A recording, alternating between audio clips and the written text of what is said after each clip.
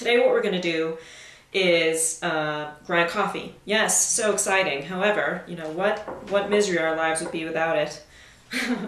And when I first moved to this house, the moving experience I had was horrible, and I lost a bunch of boxes, some of which were some of my antique bowls, and one of those boxes contained my coffee grinder. Why I bought it to begin with, I'm not sure, because I'm really not a fan of owning a lot of electronic appliances.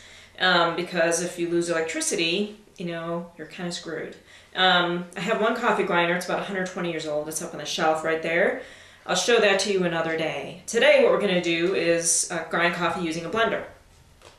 And you can't, I emphasize this because I've learned it, you can't just dump coffee grounds into a blender container, stick it on there and expect it to grind coffee. It's not going to work. The physics about it isn't right, and I don't know why, but basically all it does is end up bouncing the coffee grounds or the coffee beans all over the place.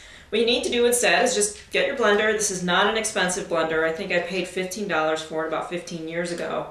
And you remove the bottom, and you set this part aside.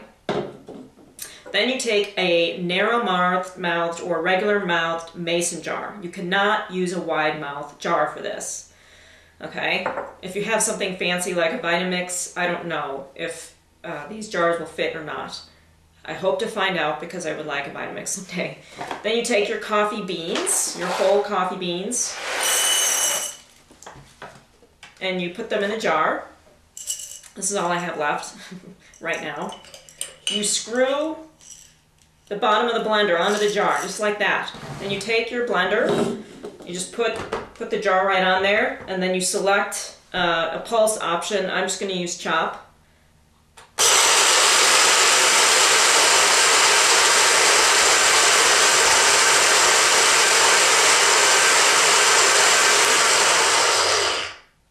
And that's it.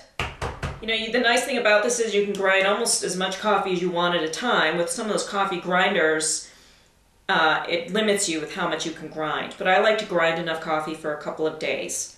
It's not long enough that it's going to go bad and it still smells nice, but I'm just a little lazy that way, I guess. So you just unscrew the bottom of the blender and you have perfectly ground coffee. And you can keep the blender running for as long as you want to get as fine a grain as you want. But that's it. No muss, no fuss. And you don't need to buy another appliance for it. You don't need to buy a coffee grinder because you've already got one. Easy.